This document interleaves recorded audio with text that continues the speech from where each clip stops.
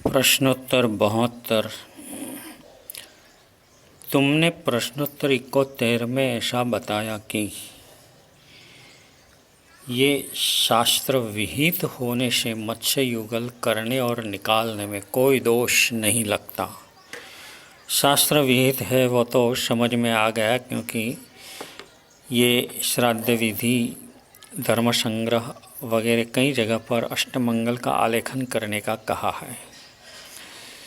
तो जब कोई भगवान का आगे का फ़ोटो व्हाट्सएप से दूसरे को भेजते हैं, अपने डीपी में रखते हैं, तो वो जो भेजते हैं उसमें कोई दोष लगता है क्या? वो शास्त्र विहित है या नहीं है? समाधान 72।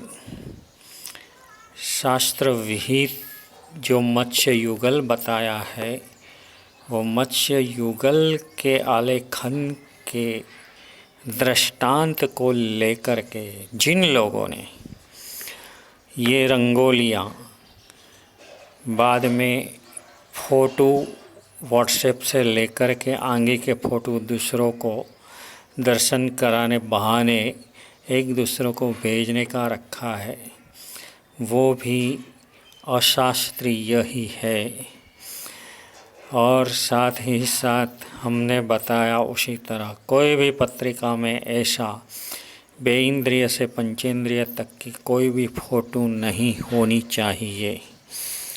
और यहाँ पर हमने हीर प्रश्नोत्तर के आधार से ये बात बताई है। हीर प्रश्नोत्तर 298 में यही प्रश्न पूछा गया है कि मत्स्य युगल जो अष्टमंगल में आलेखन करते हैं और निकालते हैं, शत्रभेदी पूजा के वक्त ऐसा आता है, तो निकालने में पाप लगता है कि नहीं?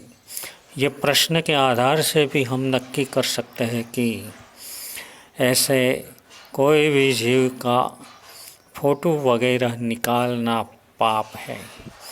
जवाब में तो ऐसा ही बताया है कि मत्स्य युगल शास्त्रीय है, विहित है, इसलिए उसे बनाने निकालने में कोई भी दोष नहीं है। उनके सिवाय के भी दृष्टांतों जगत गुरु हीर सुरेश्वर जी महाराजा ने बताए हैं, तो वो भी पाठ यहाँ पर साथ में हम रखने वाले हैं। इसलिए हमें एक ख्याल रखना है कि ऐसी कोई भी आगे की फ़ोटो, भगवान की फ़ोटो हम एक दूसरों को दर्शन के बहाने, दर्शन के निमित्त से नहीं ही भेज सकते।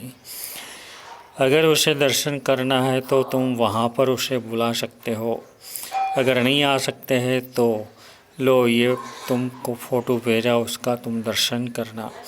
इस तरह से कराते हैं तो कितनी आशातना होती है। मालूम है कि जिस देरासर में हम जाते हैं भगवान का दर्शन करने के लिए, कितना विनय विनम्रता वगैरह हमारे में होते हैं, और ये फ़ोटो आ जाने के बाद हम दर्शन कर लेते हैं।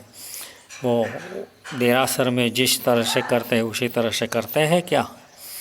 अरे इसीलिए तो हमने वहाँ तक लिखा है कि टीवी में, वीडियो में वगैरह में जो लाइव दीक्षा प्रसंग वगैरह, लाइव प्रवचन वगैरह बताए जाते हैं वो अशास्त्रीय है।